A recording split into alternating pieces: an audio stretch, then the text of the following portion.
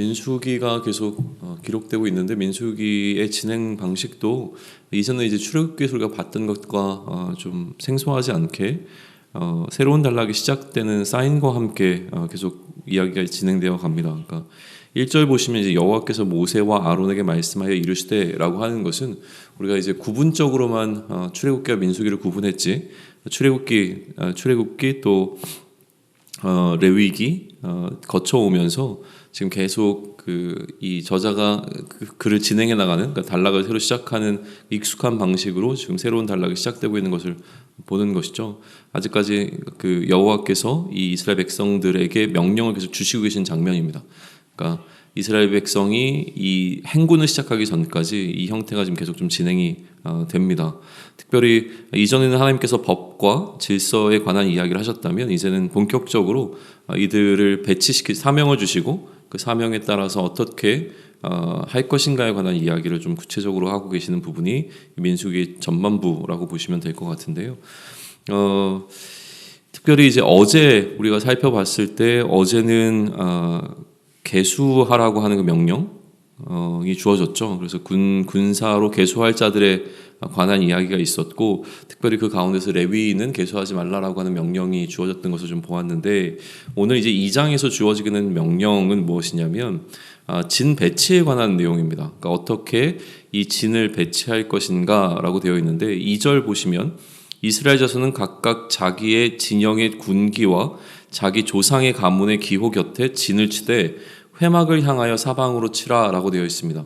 그러니까 어떻게 보면 지금 민수기 2장의 전체의 내용을 한 줄로 압축한다면 그게 이제 2절에 해당하는 내용이에요. 구체적으로 이게 어떻게 되었는가에 대한 것을 상세하게 풀어내는 게 2장 전체이기 때문에 민수기 2장은 이 2절과 아까 우리가 읽었던 그 마지막 절을 좀 기억하시면 민수기 2장이 이야기하고 있는 핵심적인 이야기는 다 우리가 알 수 있습니다. 지금 2절을 보시게 되면 회막이라고 하는 이 성막을 중심으로 해서 사방으로 진을 치는 형태를 갖추게 되는 것이 이스라엘 진의 구성이었다고 하는 거예요. 그리고 거기에 이제 진영의 깃발과 가문의 기호 곁에서 진을 치라라고 이야기가 되어지는데요. 흔히 이제 이스라엘 지파는 12지파라고 알려져 있지만, 그러나 이 요셉의 요셉의 아들들을 이제, 그러니까 다시 얘기하면 야곱의 손자들을 아들처럼 이제 뭐라 그럴까요? 뭐 이렇게 신분이 상승된 건 아니고, 그러니까 인정을 아들의 그 반열에 올려놨기 때문에 실제로 에브라임과 므낫세까지 포함하게 되면 결국 이제 13개가 되는 거예요. 13개의 가문이 존재를 하게 되어지고요. 이 13개의 가문이 정확하게 어떤 건지는 모르지만 각각의 어떤 자신들의 가문을 상징하는 기호들을 갖고 있었던 것 같아요. 그래서 그 기호에 따라서 여기가 이제 어느 가문에 속한 그룹인가라고 하는 것을 좀 나타낼 수 있었던 것 같고요. 그리고 이제 레위 지파를 따로 구별해내게 되면 이제 레위 지파 외에 이제 12지파가 남는 거죠. 그래서 이 12지파를 3개의 지파를 하나로 묶었습니다. 그러니까 3개의 지파를 하나로 묶어서 그렇게 구성된 것이 하나의 진영을 이루게 돼요. 그러면 레위 지파를 제외하고 12지파를 3개씩 묶으면 총 4개의 진영이 형성이 되는 거죠. 4개의 진영에 3지파씩 구성된 4개의 진영과 레위인 진영까지 포함하게 되면 이스라엘의 진은 총 5개의 진영으로 구분되어서 편성이 되어집니다.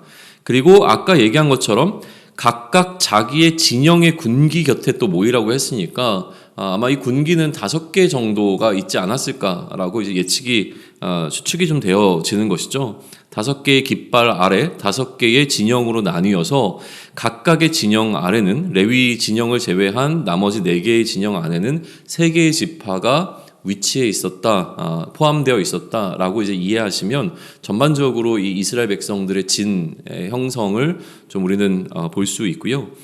그 다음에 이제 이야기되게 되는 것은 이제 구체적인 형태인데, 여기서 강조되는 것은 무엇이냐면, 그러면 이 5 진영이 어느 위치에 어떠한 순서에 따라서 배치가 되고 있는가라고 하는 것을 상세하게 좀 알려줍니다. 먼저 유다 진영이라고 불리는 그 세 개의 지파가 모여서 하나의 진영을 이루잖아요. 근데 그 진영을 대표하는 그 지파를 통해서 이 진영의 이름이 붙여지는데 첫 번째 세 지파의 진영은 유다 진영이라고 불렸습니다. 그리고 유다 진영이 위치한 곳은 동방의 해 돋는 쪽, 다시 얘기하면 동쪽에, 가장 동쪽에 선두를 이루는 어떤 진영으로 배치가 되고 있는데 거기에 포함된 세 지파는 유다와 이사갈과 스물론이라고 하는 거예요. 3절과 4절은 유다를, 5절과 6절은 이사갈을, 그리고 7절과 8절은 이제 스불론을 이야기를 해요. 얘기를 하다 보면 유다를 중심으로 그 곁에 이사갈과 스불론이 또 위치하게 되는 형태로 설명을 해나갑니다. 그 진영의 핵심 지파였던 유다를 중심으로 두 지파가 양쪽에 좀 위치하게 되는 형식으로 이제 설명이 되어지는 거죠. 그리고 9절에 보게 되면 이 유다 진영을 하나 일단락 맺으면서 결론이라고 얘기하긴 그렇지만 이 유다 진영의 설명을 마무리하는 문장이 등장을 하는데 그래서 유다 진영에 속한 군대로 개수된 군인의 숫자가 총 얼마였더라. 그리고 그들이 제1대로 행진할 진영, 그러니까 이들이 선두로 진행할 것이다 라고 하는 이야기를 하면서 유다 진영에 관한 설명을 마무리를 짓고 있습니다. 그리고 이제 루벤 진영이 그 다음에 등장을 해요. 그리고 각각의 제가 설명을 안 드렸는데 각각의 지파를 설명할 때는 어제 우리가 지휘관을 세웠던 장면을 보았잖아요. 지휘관을 세우고 군사를 개수를 했는데 마찬가지로 지금 유다 진영의 군기 속에서 누가 지휘관이고 또 그 다음에 개수된 자의 숫자가 몇 명이었더라라고 하는 이야기를 그 지파 가운데서 계속 설명을 하는 방식으로 지파들을 기록해내고 있습니다. 그리고 마지막에 이 세 지파의 합계로 개수된 자의 숫자가 얼마인가를 이야기하면서 이 한 진영에 대한 설명을 마무리를 짓고 있거든요.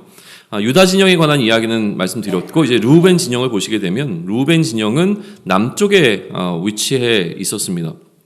그래서 이 루벤 진영에 속한 지파는 시므온과 갓이라고 하는 지파까지 해서 총 세 지파가 되는 것이죠. 10절과 11절은 루벤을, 12절과 13절은 시므온을, 14절과 15절은 갓 지파를 이야기하고 16절은 마찬가지로 루벤 진영에 대한 어떤 마지막 그 설명이 붙어 있습니다. 그래서 그들이 이제 제2대로 행진할 것에 관한 이야기를 하면서 그들의 숫자가 얼마였는가라고 하는 것을 이제 마무리 짓고 있는 구절이 등장하죠.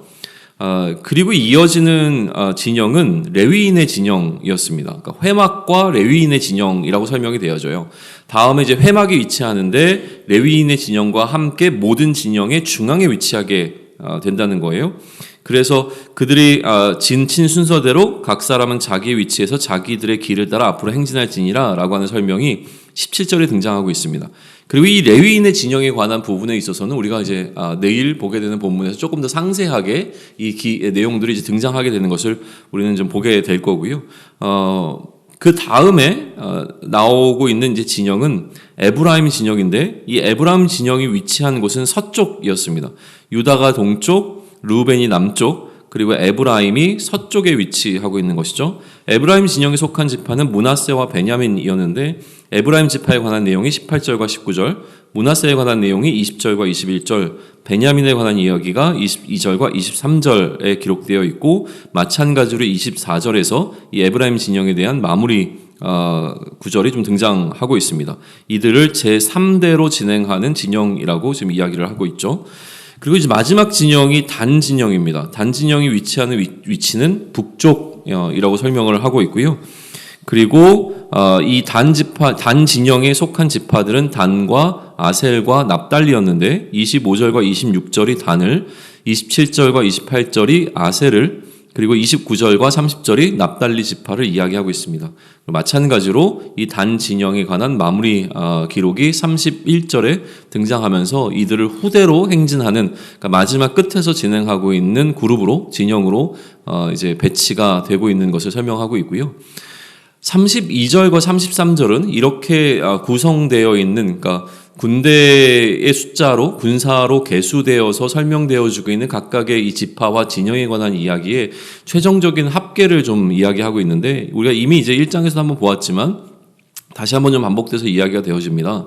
이상은 이스라엘 자손이 그들의 조상 가문을 따라 계수된 자니 모든 진영의 군인 곧 계수된 자의 총계는 60만 3,550명이며 라고 되어 있습니다. 그리고 레위인은 이스라엘 자손과 함께 계수되지 아니하였으니 여호와께서 모세에게 명령하신 것 같았더라. 다시 얘기하면 군사로 계수된 자가 60만이 넘었다는 이야기와 그리고 이 60만 가운데 레위인은 포함되어지지 않았다는 이야기를 다시 한번 하면서 이 민수기 2장을 마무리하고 있습니다. 그리고 2장의 핵심이 되어지는 이야기가 34절에 다시 기록이 되어지는데 이스라엘 자손이 여호와께서 모세에게 명령하신 대로 다 준행하여, 그러니까 명령으로 시작되었던 민수기 2장은 그 명령대로 이스라엘 백성들이 다 준행하였더라라고 하는 이 기록을 남기면서 마치고 있는 거죠. 각기 종족과 조상의 가문에 따르며 자기들의 길을 따라 진을 치기도 하며 행진하기도 하였더라라는 기록을 하는데, 앞으로 이제 펼쳐지게 될 이제 모든 이야기를 앞서 이렇게 좀 요약을 해서 설명을 하는 것이죠. 이제 이러한 방식으로 이들이 이동했고 또 진을 치거나 행진하거나 둘 중에 한 가지를 하면서 이 광야의 시기를 거쳐갔다라고 하는 것에 관한 이야기가 이렇게 좀 표현되어 있는 것을 보게 되어집니다. 1장에서부터 또 2장에 이르기까지 계속 하나님의 명령이 주어지고 있습니다. 여전히 이제 하나님의 명령이 주어지고 있는데, 레위기가 다르게 우리가 민수기에서 주어지는 이 명령은 어떤 관점에서 좀 보냐면 사명이라고 하는 키워드에서 보자고 말씀을 드렸습니다. 하나님의 명령이 주어지고 이 명령이 이스라엘 통해서 성취되는 것을 보여주는 것은 뭐 계속 되어 왔던 일입니다. 성막을 지으라는 명령이 지어지고 성막을 지음이 어떻게 성취되었는가라고 하는 것도 우리는 보았고요.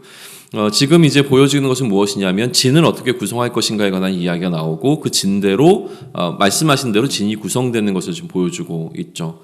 1장의 명령을 다시 한번 말씀드리면 1장에서는 군사로 이제 섬길 자들을 계수하라라고 이야기를 하셨고, 레위인은 계수하지 말라고 말씀하셨고 이 일을 위해서 지휘관을 세우라고 말씀을 하셨죠. 그래서 이 지휘관들로 하여금 특정한 사람들에게 군사로서의 사명을 부여하라고 하신 그 하나님의 명령대로 이제 군사의 사명을 부여받은 자가 60만 3,550명이 되었다라고 하는 것이고, 그러나 이 레위인들에게는 군사의 사명이 아니라 특별한 사명을 맡기기 위해서 계수를 하지 않았는데, 레위인에게 주어진 이 특별한 사명이라고 하는 것은 성막을 위해서 이들이 봉사를 하고 섬겨야 됐다라고 하는 것이죠. 오늘 2장에서는 이렇게 사명을 받은 군사들과 레위인들이 그들의 진을 어떻게 구성해서 진을 치거나 행진할 것인가에 관한 내용을 보여주고 있는 거예요. 그래서 군사로 사명을 받았기에 이들을 일단 우선 군대라고 부르고 있다는 사실에 좀 주목해 볼 필요가 있습니다. 이 전체적인 이스라엘 백성들의 사명이라고 하는 것은 군대였던 것이죠. 그래서 군대로 계수된 자가 몇 명이었더라라는 설명이 좀 붙고 있는 것에 우리는 주목해 볼 필요가 있습니다. 그러나 레위인들은 이 가운데서 성막을 위한 사명을 이제 받았던 것이고요. 전체적으로는 이스라엘 백성들이 군대라고 불리기 때문에 이 진영의 깃발과 가문의 문양을 가지고 유다 진영으로부터 출발해서 행군이 시작되는 이 60만 대군, 그러니까 장정만 60만 대군에 이르는 이 200만에 해당하는 이스라엘 백성들의 이동이라고 하는 것은 뭐 우리의 상상을 초월하는 어떤 규모였을 것으로 좀 생각이 되어집니다. 그러나 결국 이들의 이러한 대열을 이뤘다고 하는 것은 전쟁을 하기 위한 대열이라고 하는 것을 오늘 민수기 2장은 선명하게 보여주고 있고, 이것은 어떻게 보면 이제 가나안 정복을 준비하는 첫 단계가 되어진다라고 하는 것이죠. 이 과정에서 모세는 하나님 나라의 이미지를 이 진의 형태 가운데서 좀 선명하게 보여주고 있습니다. 이스라엘 공동체가 성막을 중심으로 하는 성막 공동체라고 하는 사실을 이제 계속 설명해 왔고, 실제로 그 성막 공동체가 그들의 일상의 삶 가운데 어떻게 뿌리내리고 있는가라고 하는 것을 이미지적으로 보여주고 있는 것이 이 진의 형태라고 하는 거예요. 그래서 이 그들의 진 한 가운데 성막을 그 중심에 놓고 성막을 중심으로 하는 이 이미지를 보여준다라고 하는 것은, 이게 앞으로 이스라엘이라고 하는 하나님의 백성들이 그들의 삶을 살아가는데 그들의 DNA 가운데 이제 심어 놓아야 하는 이미지라고 하는 것이죠. 이후에 이 성막을 중심으로 했던 그들의 공동체의 삶이라고 하는 것은 성전 중심의 삶으로 이제 바뀌게 되어집니다. 그러니까 이 부분에 있어서는 이것은 뭐 태생적으로 그들이 이것이 가장 익숙한 삶이 되어지는 방식으로 그들의 일상과 가장 밀접한 그래서 항상 그들의 삶의 중심에는 이 하나님의 임재의 상징이 놓여 있어야만 하는, 그래서 그것이 없을 때는 그게 없는 상황이 이제 어색하고 불안한 상황이 되어지는 것으로 그들에게 좀 각인되는 이 형태를 좀 보여주고 있습니다. 성막과 성전 중심의 삶이라고 하는 것은 하나님 중심의 삶을 상징적으로 나타내는 것은 이제 분명해 보이고요. 그러면 이것이 이제 신약을 살아가는 우리들에게 있어서도 여전히 동일하게 그 DNA는 이어져 온다고 생각을 하는데, 그것이 바로 그리스도 중심적인 삶을 살아가는 것으로 연결이 되어집니다. 이 이미지는 우리에게 이러한 이스라엘 백성들의 진 형태의 이미지로 다가오는 것이 아니라, 신약에서는 그리스도를 머리로 하는, 그래서 그리스도를 머리로 해서 그 중심을 이루고 있는 여러 지체들이 한 몸을 이루고 있는 이미지로 다가오게 되어지죠. 그렇다면 우리는 이렇게 정리해 볼 수 있습니다. 하나님께서는 이스라엘에게 지금 사명을 부여하고 계십니다. 그리고 이 사명이라고 하는 것은 하나님께서 이스라엘 백성들을 특별히 구별하여서 부르신 부르심의 이유가 되는 것이죠. 또 이들이 존재하게 되어지는, 이스라엘 공동체가 존재하게 되는 그 존재의 의미가 여기에 있습니다. 하나님께서 부르셨고 그 부르심의 의미를 담아 놓으셨기 때문에 하나님께서는 이들에게 이 사명을 통해서 왜 부르셨고 무엇을 하기를 원하시는지 나타내신다고 하는 것이죠. 하나님의 사명은 개인에게 주어졌음이 분명하지만 또한 이 사명은 공동체적으로 주어지는 것을 우리는 보게 되어집니다. 이 공동체성은 이들이 중심에 놓여있는 성막으로부터 나오게 됩니다. 성막을 중심으로 해서 이들은 하나의 공동체를 이루게 되는 것이죠. 우리가 그리스도를 머리로 하여 하나의 공동체를 이루고 있는 것과 마찬가지입니다. 그러기에 우리의 존재가 의미가 있으려면, 내가 또 우리가 이 땅을 살아가면서 나의 삶 자체가 의미가 있으려면 우리에게 주어진 하나님의 사명이 무엇인지를 반드시 깨달아야 합니다. 하나님께서는 우리를 그냥 이곳에 놓으신 것이 아니라 하나님의 특별한 사명을 위하여서 부르셨고 보내셨다라고 하는 것은 너무나 분명한 이유입니다. 나를 그리스도의 사람으로 부르신 것은 이제 약속의 땅으로의 초대라고 하는 것은 분명합니다. 나를 그리스도의 사람으로 부르셔서 약속의 땅을 내가 기업으로 얻을 수 있는 자가 되었다라고 하는 것은 너무나 분명한 사실입니다. 그러나 광야와 같은 현재를 살아가는 동안 우리는 그 약속의 땅에 들어가기까지 우리 각자가 감당해야 될 사명도 있다라고 하는 것이죠. 이 사명에 있어서 내가 하나님의 이 사명이 있어야, 그리고 이 사명을 감당하는 가운데 우리가 알 수 있는 것은 내가 하나님의 진 가운데 속한 자라고 하는 소속을 확인할 수 있게 되어집니다. 내가 맡은 사명이 무엇인지가 선명해지고 또 내가 그 하나님의 사명을 감당하고 있는 자라고 하는 것이 분명해지는 순간, 그때 우리가 얻을 수 있는 유익은 무엇이냐면, 내가 이 하나님의 공동체 안에 소속되어 있는 자이구나. 나에게 맡겨진 사명이 나로 하여금 내가 어디에 속한 자라고 하는 것을 나타내 주는구나 라고 하는 것을 알게 되는 것이죠. 그러니 이 사명이 구체적으로 무엇이냐라고 하는 것을 말하는 것은 굉장히 중요합니다. 그러나 그보다 더 앞서 나의 삶의 지향점이 결국 이 땅에서의 나의 행복이나 내가 추구하는 어떤 것이 아니라 이 땅에서 나의 사명이어야 한다라고 하는 것을 민수기는 우리에게 먼저 알려주고 있습니다. 이스라엘 백성들의 행복에 관한 이야기를 먼저 하는 것이 아니라 이스라엘 백성들이 이제 하나님의 백성이 되어서 어떠한 사명을 감당해야 되는가에 더 주목하고 있음에 우리 또한 좀 집중해서 묵상할 필요가 있는 것입니다. 내가 원하는 것을 이루며 삶의 의미를 찾는 것이 이 세상이 나아가는 질서의 방향입니다. 내가 추구하는 것, 내가 원하는 것이 가장 중요하죠. 그러나 우리는 하나님께서 주신 사명을 이루며 의미 있는 삶을 살아가고 있는가라고 하는 질문 앞에 서야 합니다. 나의 생각과 나의 행동이 하나님 중심성을 가지고 있는가가 내가 세상에 의미 있는 삶을 살아가고 있는 사람들과의 어떤 차이를 가져올 것입니다. 다시 나의 생각과 행동이 하나님 중심성을 가지고 있는가라고 하는 부분을 확인할 때 이것이 나와 세상을 구분하는 구별점이 될 것이라고 하는 것이죠. 그러니 사명을 계속 묵상하시면 좋겠습니다. 민수기를 우리가 함께 나누는 가운데 나에게 주어진 사명이 무엇인가라고 하는 것을 계속 묵상해 가시면 좋겠고, 나는 무엇을 위해서 살고 있는가라고 하는 질문 앞에 계속 우리 자신을 노출시키면 좋겠습니다. 나를 이끄는 것이 나의 사명인가, 내가 선정한 나의 삶의 목표인가, 아니면 하나님께서 나에게 주신 사명인가라고 하는 것은 굉장한 큰 차이를 갖고 있는 질문이기 때문에 그렇습니다. 혹은 하나님의 사명이라고 하나님의 사명을 따라 산다고 이야기하면서 이 하나님의 사명을 가지고 나의 욕망을 포장하고 살고 있지는 않은가, 또 나의 욕망을 포장하며 주변에 있는 사람들을 속이고 있지 않는가라고 하는 좀 아픈 질문 앞에도 설 필요가 있습니다. 마지막으로는 내가 혹시 이러한 나를 속이고 있는 이 상황 가운데 내가 속고 있지는 않은가라는 생각을 좀 할 필요가 있죠. 나 스스로가 이것이 하나님의 사명이라고 생각하고 있지만 실제로는 나도 모르는 사이에 이것이 나의 욕망이 되어버린 상태라고 한다면 우리는 다시 하나님께서 우리에게 주신 그 순수한 사명 앞에 우리 자신이 설 필요가 있습니다. 그것을 위해서 민수기를 계속 묵상해 나가면 좋겠고요. 하나님의 명령대로 준행했던 이스라엘 백성과 같이 하나님의 그 원색적인 명령 앞에 우리의 뜻을 가감하지 아니하고 하나님께서 주신 그 사명대로 살아갈 수 있는 저와 여러분이 되기를 축원합니다. 아멘.